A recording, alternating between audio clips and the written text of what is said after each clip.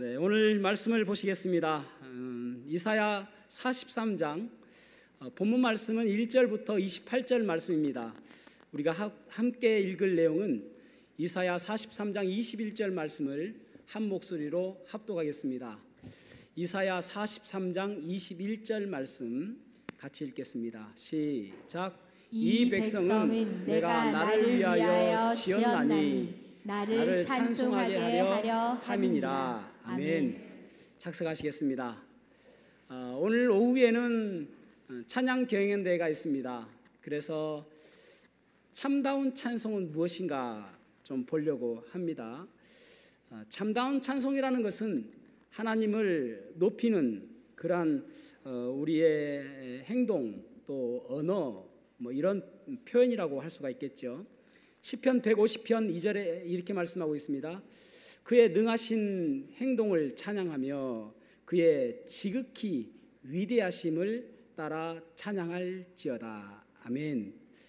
그러니까 하나님의 전능하심과 하나님의 위대하심을 찬양하는 것이 바로 찬양이고 찬송입니다. 우리는 매일 주님의 은혜로 살아간다고 고백하며 살아갑니다. 그럼에도 불구하고 때로는 주님 높이고 주님께 감사하는 것 잊어버리고 살 때가 있습니다. 그런데 오늘 본문의 말씀 보십시오. 다시 한번 읽어보겠습니다. 43장 21절 말씀 시작. 이 백성은 내가 나를 위하여 지었나니 나를 찬송하게 하려 함이니라. 아멘. 찬송이라는 이 히브리어 단어는 테힐라라는 단어입니다. 테슬라 아니고요. 테힐라라는 단어는 찬양하거나 또 높이는 행위, 하나님의 영광을 나타내는 행위, 이것을 테힐라라고 이야기합니다. 사실은 이사야서를 쓸 때만 해도 지금처럼 음악이 없었단 말이죠. 그래서 음악이라고 하기보다는 우리가 하나님을 높이는 행위다라고 하는 것이 더 올바른 표현이라고 할 수 있을 것입니다. 이 백성을 내가 나를 위하여 지었나니 나를 찬송하게 하려 함이라. 아멘. 그렇게 말씀하고 있습니다. 사람을 지으신 목적이 우리로 하여금 하나님을 찬송하게 하기 위해서 지었다라고 말씀하고 있습니다. 우리가 흔히 찬양하면은 뭔가 노래를 해야 될 것처럼 보이잖아요. 전능하신 나의 주 하나님은 능치 못하신 일 전혀 없네. 이것만이 찬양인 것처럼 생각한단 말입니다. 그런데 그것은 노래고요. 나는 찬양을 못해요 한다는 말은 나는 노래를 못해요 라는 말로 우리가 보통 이해를 하고 있습니다. 그런데 그것이 진정한 찬송이 아니다라는 것이죠. 그래서 이 찬송이라는 것은 하나님의 위대하심, 하나님의 전능하심, 하나님을 높이는, 하나님을 영광스럽게 하는 우리의 감탄사다라고 할 수 있을 것입니다.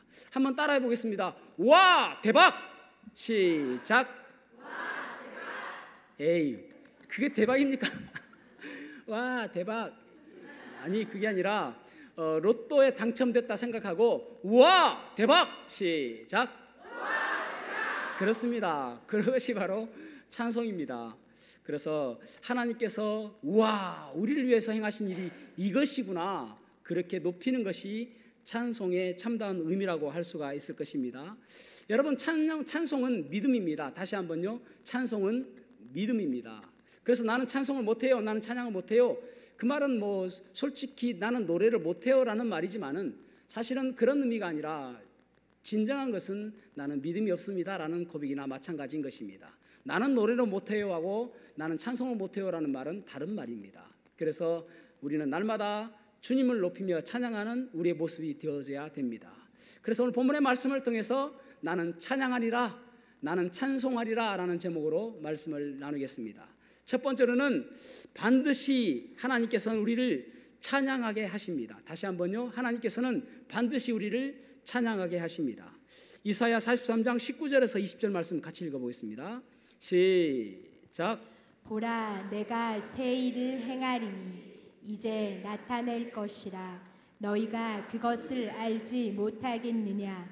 반드시 내가 광야의 길을 사막의 강을 내리니 장차 들짐승 곧 승냥이와 타조도 나를 존경할 것은 내가 광야의 물을 사막의 강들을 내어 내 백성 내가 택한 자에게 마시게 할 것임이라. 아멘. 아멘. 보라 이스라엘아, 그렇게 말씀합니다. 보라 종기야, 그렇게 말씀하고 있는 거예요. 그러면서 광야에 내가 길을 만들어낼 것이고, 그리고 또 사막에 물을 만들어낼 것이고, 그렇게 말씀하고 있습니다. 그러니까 이 신음하는 이 고통 속에서 하나님께서 행하시는 그 일 때문에 기뻐서 탄성 나오는, 우와 대박, 그런 소리가 나오게 내가 해주겠다라고 하십니다. 너무 기뻐서 하나님 이건 너무 놀랍습니다 라고 고백하는 것, 그것이 오늘 본문의 말씀의 내용인 것입니다. 하나님께서는 나를 반드시 찬송하게 하십니다. 그래서 내 이 백성은 내가 나를 위하여 지었나니 나를 찬송하게 하려 함이라, 그렇게 말씀하고 있는 것입니다. 나를 위하여, 하나님을 위하여, 우리 주님을 위하여 나를 지었다. 그래서 그분을 찬송하는 것이 우리의 목적이다라고 말씀하고 있습니다. 자칫 오해할 수 있습니다. 아니, 하나님 너무 이기적이신 거 아니에요? 본인을 위해서 우리를 만드셨다고요? 그러나 그 말 속에 깊은 의미는 너는 내 것이다라는 말입니다. 너는 내 소유다라는 말입니다. 43장 1절에 보면 내가 지명하여 너를 불렀나니 너는 내 것이다, 그렇게 말씀하고 있습니다. 내 소유니까 내가 너를 책임지겠다. 그래서 네 그 신음소리와 네 고통소리와 그 어려운 속에서도 내가 찬송할 수 있도록 만들어주겠다. 그래서 그 말은 무슨 의미냐면은 내가 반드시 너의 입술에서 찬송이 나오도록 해주겠다. 내가 반드시 그 찬송을 듣고 말겠다라는 말입니다. 지금은 어렵고 힘들지만은 그 고통 가운데서도 결국은 네가 찬송하는 사람으로 내가 바꿔주겠다라는 말입니다. 여러분, 그래서 하나님께서는 우리를 찬송받기를 원하시는 분이십니다. 광야 같은 그 삭막한 곳에 길을 만들고 사막 같은 곳에 강을 만들어 결국은 내가 고통 가운데 신음 가운데 있는 그 가운데서 살맛 나는 삶으로 바꾸어 주시는 것이 바로 하나님의 우리를 향한 사랑인 것입니다. 그래서 우리가 우와 하나님 대박이네요, 우와 하나님 감사합니다, 그렇게 이야기할 수가 있을 것입니다. 이사야는 주전 740년부터 681년 동안 활동했던 선지자입니다. 681년에 므낫세에 의해서 이제 순교당하게 되어지거든요. 그러니까 이사야서를 보면은 여러 가지를 생각할 수 있는데 이중 삼중적 예언을 담고 있습니다. 그러니까 때로는 이중적 예언, 때로는 삼중적 예언. 그래서 이중적 예언이라는 말은 이스라엘 백성들이 결국은 다시 포로에서 귀환하게 된다는 그런 말과, 그 다음에 또 한 가지 뭐가 있냐면은 1948년 5월 14일 날 나라가 없는 것처럼 보였던 그 이스라엘이 나라가 생기게 되어지거든요. 그 나라를 만들어주겠다라고 하는 것이 이중적 예언입니다. 삼중적 예언이라는 말은 예수님께서 이 땅에 재림하실 때에 그 이스라엘 사람들을 아멘 주 예수여 오시옵소서라고 이야기하는 그 사람들을 다시 불러 모아서 주님의 재림을 반기는 그러한 사람들이 생기게 될 것이다 라는 것이 삼중적 예언입니다.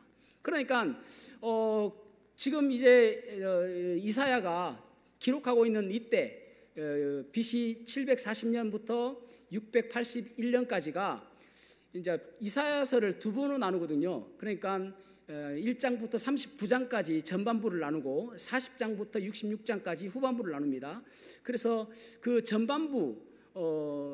전반부는 그거예요. 그러니까 좀 초기에 이사야가 초기에 썼던 것이고 후반부는 이제 후기에 썼던 그런 내용입니다. 그러니까 이사야서를 썼을 때는 사실 이 말씀을 그렇게 많이 읽지 않았는데 이 사람들이 포로로 잡혀가가지고 이제 힘들게 살아가면서 이것을 소망으로 살고 있는 것입니다. 아, 하나님 우리를 회복시켜 주신다고 하셨군요.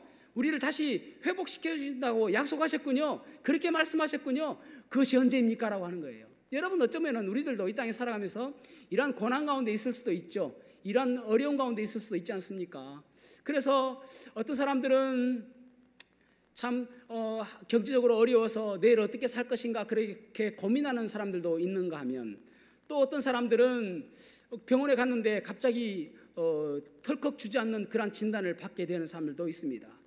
참 그런 거 바라보면은 나 혼자 어떻게 되는 것은 좀 감당할 수 있을 것 같은데, 내가 가면은 내 아내나 내 자녀들은 어떻게 살아갈 것인가, 그런 고민 가운데 주저앉는 사람들도 상당히 많이 있습니다. 그러니까 그런 것들이 힘든 것이죠.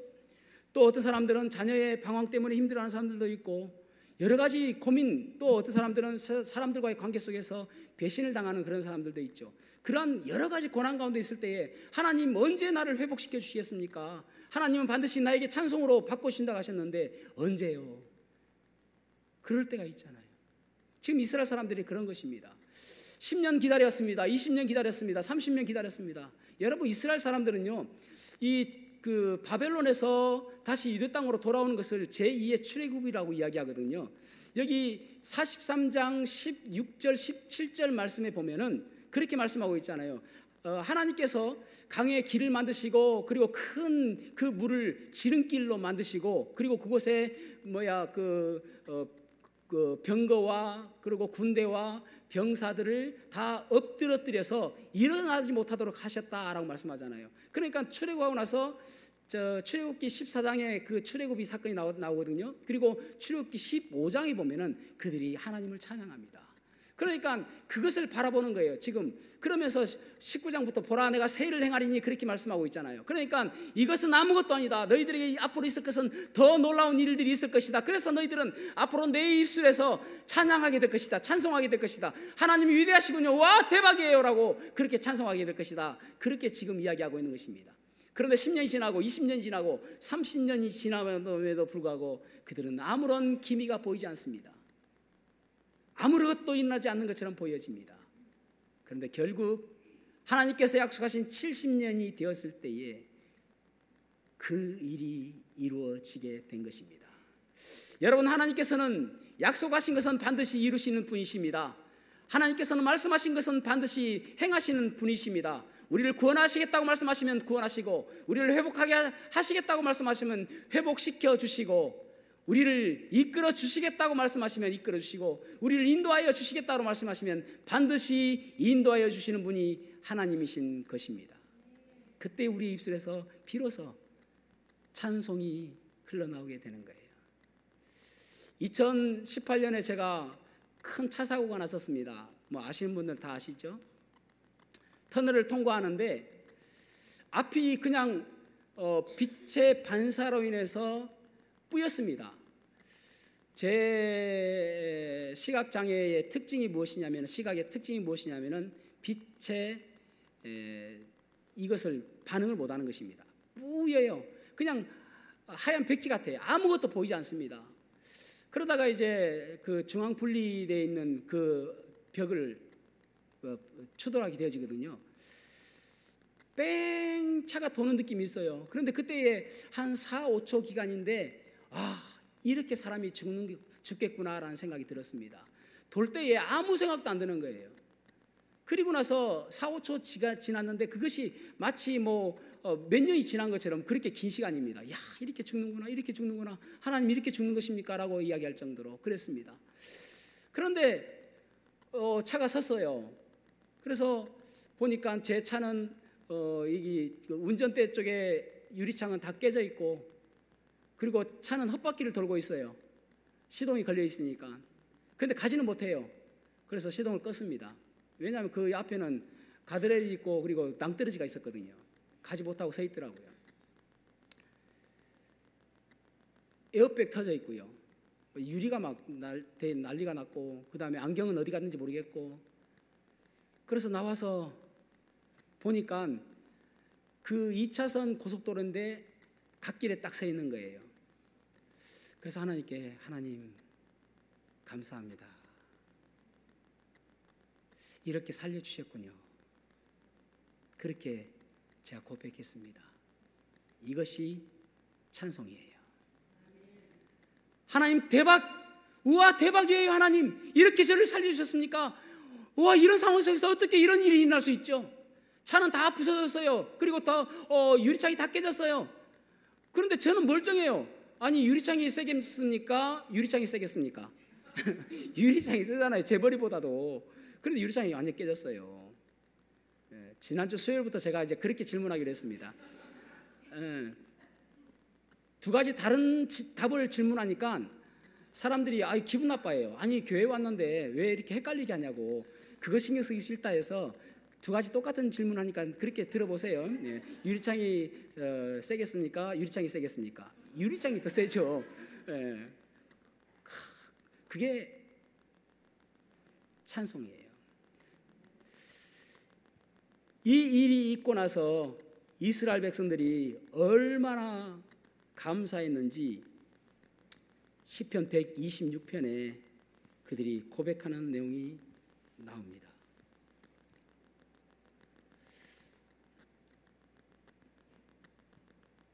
시편 126편을 보면은 이렇게 말씀하고 있죠. 여호와께서 시온의 포로로 돌려보내실 때에 우리는 꿈꾸는 것 같았도다. 10년이 돼도 이루어지지 않고 20년이 돼도 이루어지지 않고 30년이 돼도 이루어지지 않고 70년이 됐을 때에 하나님께서 약속하신 그 70년이 됐을 때에 이루어졌단 말입니다. 우와 대박! 하나님 이렇게 이루어지는군요. 이것은 반드시 이루어졌군요. 하나님께서 약속하신 그대로 되었군요. 하나님께서 말씀하신 그대로 되었군요. 그렇게 지금 고백하고 있는 것입니다. 그래서 우리는 꿈꾸는 것 같았도다. 여러분 이 말씀이 여러분 우리가 인생 속에 살아가면서 우리들도 어떤 것에 포로로 묶여 있기도 하고 또 우리가 원하지 않는 그런 어려운 가운데 있을 수 있지 않습니까? 이때에 이 고백을 하는 거예요. 하나님께서 이렇게 하실 수 있습니다. 하나님께서는 전능하시고 하나님께서는 능력이 많으시기 때문에 이 일을 반드시 이루실 줄 믿습니다라고 고백하는 거예요. 자, 그래서 한번 해보시겠습니다. 취임새를 해봐야 돼요. 우와 대박! 하고 이 말씀을 읽는 것입니다. 아시겠죠? 잘할 수 있겠죠? 못하시면 오늘 집에 못 갑니다. 네. 자, 한번 해보겠습니다. 시작. 우와 대박! 여호와께서 시온의 포로를 돌려보내실 때에 우리는 꿈꾸는 자 같았도다. 그때에 우리 입에는 우리 혀에는 찬양이 찼었도다. 그때에 문 나라 가운데서 말하기를 여호와께서 그들을 위하여 큰 일을 행하셨다 하였도다. 여호와께서 우리를 위하여 큰 일을 행하셨으니 우리는 기쁘도다. 아멘. 하나님께서 그 일을 하셨습니다. 하나님께서 그 일을 하셨습니다. 하나님은 능치 못하신 일이었기 때문에 반드시 이루시기로 약속하신 그 일을 하셨습니다. 그렇게 고백하고 있는 것입니다. 그것이 찬송입니다. 그런 가운데서도 우리는 여전히 그렇게 소리치며 그렇게 고백해도 여전히 두려운 것은 마찬가지입니다. 그래서 그 두려움 때문에 하나님께서는 또 한 가지를 우리에게 약속하십니다. 내가 너희들만 하라고 하는 것이 아니라 내가 너희와 함께 해주겠다. 내가 너와 함께하리라. 내가 너와 함께하리라. 너 혼자 가도록 하지 아니하고 내가 너와 함께하리라. 이 이사야 43장에 보면은 끊임없이 내가 너와 함께하리라 라고 말씀하십니다. 내가 너와 함께하겠다고 말씀하십니다. 그 대표적인 구절이 2절 말씀입니다. 2절을 같이 읽어보겠습니다. 시작. 내가 물 가운데로 지날 때 내가 너와 함께 할 것이라. 강을 건널 때 물이 너를 침몰하지 못할 것이며 내가 불 가운데로 지날 때 타지도 아니할 것이요 불꽃이 너를 사르지도 못하리니. 아멘. 아멘. 네가 살다 보면은 인생을 살다 보면은 물 가운데 지나게 될 것이고 그때 내가 너와 함께하여 줄 것이다. 강이 너를 침몰하지 못하도록 내가 함께하여 줄 것이다. 불이 너를 태우지 못하도록 내가 함께하여 줄 것이다. 불꽃이 너를 사르지 못하도록 내와 너와 함께하여 줄 것이다. 그렇게 말씀하고 있습니다. 때로는 우리가 살아가면서 어려움이 없이는 살 수 없습니다. 그럼에도 불구하고 하나님께서 우리에게 말씀하시기를 걱정하지 말아라. 너 홀로 있도록 버려두지 않을 것이야. 네가 가는 그 길에 내가 함께하여 줄 것이야. 말씀하여 주시는 거예요. 이러한 시가 있죠. 모래 위에 주님과 내 발자국,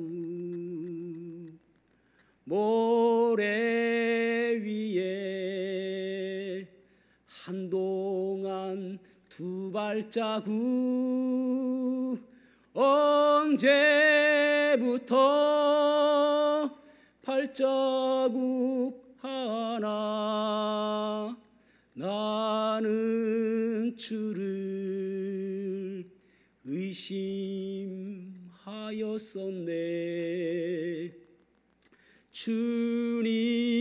주님께서 나를 떠나신 줄로, 주님께서 내게 말씀했네. 주께서 나를 안고 그 위를 지났다고. 내 무거운 짐 다 지시고 나를 품에 안으시고 험한 길을 걸으셨네. 우리는 가끔 그렇게 이야기해요. 너무 힘들 때, 너무 어려웠을 때, 그때 주님 어디 계셨어요? 왜 나만 혼자 내버려 두셨어요? 나 그때 너무 힘들고 너무 외로웠어요 라고 이야기하는데, 그때 주님께서 말씀하세요. 내가 거기에 있었다. 사랑하는 내 딸아, 사랑하는 내 아들아, 내가 그 위를 같이 걷고 있었다. 너를 안고 그 위를 지나가고 있었다. 나는 항상 너와 함께하고 있는 하나님이다 라고 이야기해 주시는 거예요. 그래서 함께 하시는 그 하나님, 나를 지키시는 그 하나님, 나를 안고 걸으시는 그 하나님 바라보고 소망 가운데 살아가는 삶이 되어야 되는 것입니다. 강이 너를 엄습해 올 때가 있을 것이다. 물이 너를 침몰하지 않도록 내가 도와줄 거야. 불이 너를 태우려고 할 때에 내가 너를 감싸고 너를 태우지 못하게 할 거야. 불꽃이 너를 사르지 못하도록 내가 막아서고 있을 거야. 그러니 너는 두려워하지 말아라. 그 함께 하시는 주님을 우리는 바라봐야 되는 것입니다. 여러분, 우리가 함께 하시는 그 주님 바라보면은 사실은 두려움이 없어야 되는데, 왜 그래도 두려움이 있는 걸까요? 주님께 맡기지 못해서 그렇습니다. 하나님께서는 반드시 이루어 주실 것이라고 말씀하셨거든요. 여러분, 우리의 시각은 불완전해서 현재 있는 것만 바라보고 살아갑니다. 그런데 그래서 현재 있는 것만 바라보고 불안해하고 두려워하며, 그래서 그것 때문에 좌절하고 슬퍼하며 신음소리 내며 후 한숨 쉬며 살아간단 말입니다. 그런데 주님은 저 멀리 있는 거 바라보세요. 저 미래에 있는 거 바라보세요. 그래서 반드시 그렇게 될 것이라고 믿고 있고 알고 계시기 때문에, 알고 있기 때문에 너는 반드시 찬송할 날이 올 거야. 너무 걱정하지 마. 우리에게 그렇게 말씀해 주시는 거예요. 그래서 우리가 너희 행사를 다 주께 맡기라 그렇게 말씀하잖아요.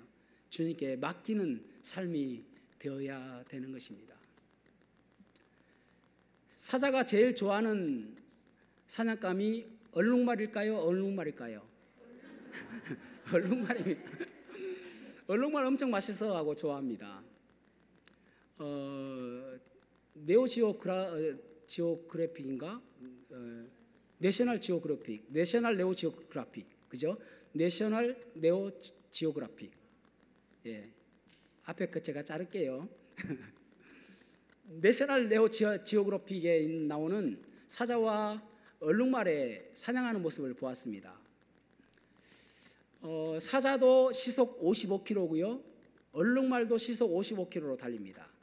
그런데 얼룩말이 모여서, 야, 얼룩말 참 그 가죽이 참 이쁘더라고요. 하얗고 줄무늬가, 검정 줄무늬가 뚜렷해가지고 샤워도 안 할 텐데 얼마나 깨끗한지 몰라요. 그걸 옷으로 입으면 진짜 이쁘겠다 싶었는데, 어쨌든 이제 물을 먹고 있는 얼룩말 무리를 봅니다.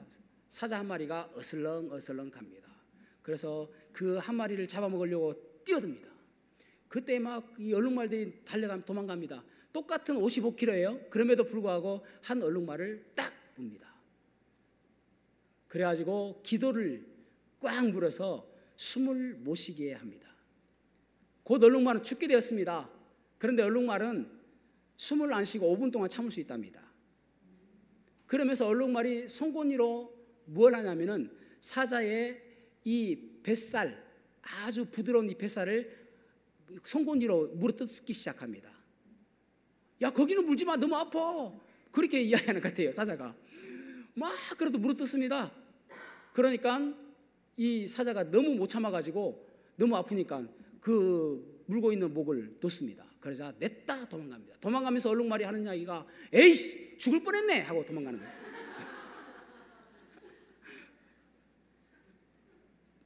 근데 얼룩말은요 하루에 2시간밖에 안 잔대요. 사자가 언제 자기를 잡아먹으러 올지 모르기 때문에 누워 자지 않는데요. 항상 서서 잔답니다. 여러분 이 정도면 불면증에 스트레스에 얼마나 고생이 많습니까? 그러면 살이 바싹바싹 말라야 되잖아요. 스트레스 받으니까. 그런데 포동포동 살찝니다. 왜냐하면은 에이 죽을 뻔했네 하고 털어버리기 때문에 그런 것입니다. 여러분 그래서 우리의 삶 속에서 다 맡기는 것이 터는 것입니다. 하나님께 다 던져버리는 것이 터는 것입니다. 토스하는 거예요. 주님께. 그러면 주님께서 받으십니다. 너희 염려를 다 주께 맡기라. 토스하는 거예요. 그물을 베드로가 던지듯이 던져버리라라는 것입니다. 그러면은 주님께서 그것을 받으신다는 거예요. 얼룩말보다 못해요. 자, 이사야 43장 19절 20절 말씀 같이 읽어보겠습니다. 43장 19절 20절 시작. 보라, 내가 새 일 행하리니 이제 나타낼 것이라. 너희가 그것을 알지 못하겠느냐. 반드시 내가 광야의 길을 사막에 강을 내리니 장차 들짐승 곧 승냥이와 타조도 나를 존경할 것은 내가 광야의 물을 사막에 강들을 내어 내 백성 내가 택한 자에게 마시게 할 것임이라. 아멘. 아멘. 장차 이 들짐승 승냥이 들깨죠. 승냥이와 타조도 한 개 더 끼워 넣어 볼게요. 얼룩말도 와 대박! 그러면서 하나님을 찬송한다는 말입니다. 이 사막에서 이 광야에서 물이 없는데 하나님께서 물을 만들어 주셨어요. 아무도 할 수 없는 그 일을 하나님께서 해주셨단 말입니다. 그래서 그 짐승들까지도 미물인 그 짐승들까지도 와 대박! 하나님 대단해요. 하나님께서 이 일을 하셨습니다라고 이야기한다는 거예요. 여러분 우리의 입술에서 그래서 우리가 날마다 찬양해야 되고 그리고 함께 하시는 그 주님 바라보면서 우리의 입술에서 날마다 찬송하는 모습이 있어야 되는 것입니다. 혹시 여러분 어려운 가운데 있습니까? 절망 가운데 있습니까? 소망을 잃어버린 빛을 잃어버린 그러한 방황 가운데 있습니까? 왜 그렇습니까? 찬송을 잃어버렸기 때문입니다. 하나님께서 함께 하심을 우리가 믿지 못하기 때문에 그렇습니다. 그래서 내 입술에서 찬송을 잊어버린 거예요. 어느 한 여인이 남편이 갑자기 병이 들어서 반신불수가 되었습니다. 그리고 아이들이 5명이었습니다. 이 아이들을 어떻게 키우면 좋을까 걱정을 하게 되어지죠. 그때 어떤 사람이 물어봐요. 이야기해줘요. 정보를 줘요. 식료품 가게를 하면은 괜찮을 것 같다고, 그러면은 어느 정도 살 수 있을 것 같다고 이야기해 줍니다. 그래서 모든 것들을 투자해서 자기가 가지고 있는 것 모든 것들을 투자해 가지고 식료품 가게를 열었습니다. 망했을까요? 망했습니다. 쫄딱 망했습니다. 그래가지고 이제 무엇을 해야 될까 하다가 파출부 일을 하게 되어집니다. 파출부 일을 하면서 반찬이 나오면은 가져와서 아이들을 먹이고, 아이들이 이 엄마의 꿈이었습니다. 그런데 어느 날 한 아들이 얼굴빛이 좋지 않아요. 그래서 물어봤습니다. 아니 뭔 일이 있었던 거야? 라고 물어보니까 엄마 사실은 연필이 없어가지고 짝꿍 거 연필 하나 꺼내가지고 내가 쓰다가 사람들이 이제 친구들도 그러고 선생님도 그러고 도둑놈이라고 나를 그렇게 이야기하는 거야. 그러면서 엄마 학교에 모시고 오래요. 그 말을 듣는데 모든 것들이 다 무너지는 것 같아요. 아들만 바라보고 이 아이들만 바라보고 살았는데 이렇게 해서 무엇을 내가 어떻게 살아야 될까? 이렇게라도 살아야 되나? 그런 마음이 드는 거예요. 그래서 이제 그날 밤에 다 아이들을 재우고 그리고 연탄불을 방 안에 피웁니다. 이제 그만해야 되겠다. 더 이상 살 용기도 나지 않는다 라는 생각을 가지고 연탄불을 피우고 누웠습니다. 그리고 눈을 감았습니다. 그때 옆집에서 라디오 소리가 들려오는데 자기가 어렸을 때 교회를 다녔을 때에 들었던 찬송 소리가 나는 거예요. 죄짐 맡은 우리 구주 어찌 좋은 친구인지 사람들이 어찌하여 아랠 줄을 모를까. 이 찬양이 쑥 들어오는데 아 맞다, 예전에 내가 하나님께서 나를 위해서, 예수님께서 나를 위해서 십자가에 달려 돌아가셨다는 사실을 믿고 예수님을 나라의 구주로 믿었지. 그때 하나님께서 나에게 말씀하시기를 내 딸아 내가 너를 사랑한다라고 이야기했는데 내가 그것을 잊어버리고 있었구나. 하나님 지금도 괜찮아요? 지금도 하나님 찾아도 되나요? 지금이라도 하나님께서 도와주실 수 있어요? 라고 무릎을 꿇기 시작합니다. 무릎을 꿇었는데 처음에는 원망이 되는 거예요. 하나님 뭐가 그렇게 제가 이렇게 힘들게 살게 하십니까? 그래도 나는 바르게 살려고 노력했는데 우리 아이들만 보고 살았는데 왜 이렇게 나는 눈물만 흘리며 삽니까? 내 눈에 눈물이 마를 날이 한 번도 없었어요. 그런 원망을 하기 시작합니다. 그러다가 원망이 끝나고 나서 이제는 회개가 되어집니다. 하나님 죄송해요. 그때 내가 하나님 사랑한다고 이야기해놓고 어느 순간인가 떠나 있었네요. 죄송해요. 하나님께서 날마다 함께하여 주신다고 말씀하셨는데 그거 잊지 못하고 살았네요. 죄송해요. 회개를 하기 시작합니다. 그러면서 회개가 끝나고 나니까 이제 무슨 기도가 되어지냐면은 감사 기도가 되어지는 거예요. 하나님 그래도 감사해요. 우리 아이들 내가 먹을 것 잘 못 먹이고 입을 것 잘 못 입혔음에도 불구하고 이렇게 아프지 않고 잘 자라게 해주셔서 감사해요. 그리고 이 겨울에 칼바람 같은 이 바람을 막아주는 집이 있어서 감사해요. 그리고 누워있기는 하지만 남편이 있어서 감사해요. 그런 감사 기도가 나오더라는 것입니다. 사랑하는 성도 여러분, 우리는 다짐해야 됩니다. 하나님 제가 믿음의 눈으로 바라볼 수 있도록 도와주십시오. 그래서 내 삶 속에서 끊임없이 찬송하는 삶 살 수 있도록 도와주십시오. 그리고 내 삶 속에서 반드시 그 찬송 소리를 듣기를 원하시는 그 주님의 귀에 내 찬송 소리가 끊임없이 나올 수 있도록 도와주십시오. 그리고 무엇보다도 주님께서 나와 함께 하심을 날마다 되새기며 살 수 있도록 도와주십시오. 이사야 49장 15절에 보면 이렇게 말씀하고 있습니다. 여인이 어찌 젖먹는 아이를 잊겠으며 자기 태에서 난 자식을 어떻게 잊겠느냐. 혹시 여인이 그렇게 잊어버릴지라도 나는 너희들을 결단코 잊지 않겠다. 너희를 내 손바닥에 새겼다. 너희들의 이름을 내 손바닥에 새기고 날마다 바라보며 너희들과 함께하여 준다. 그렇게 말씀하고 있습니다. 오늘도 우리와 함께 하시는 그 하나님 바라보시고 소망 가운데 살아가는 복된 삶 살아시기를 축복합니다. 찬송을 얼마나 아름답게 하느냐가 중요한 게 아니에요. 내 마음이 하나님을 높이는 삶, 내 마음이 하나님께 감사하는 삶, 내 마음에 하나님을 인정하는 삶, 그런 삶이 우리에게 있어야 되는 것입니다. 기도하시겠습니다.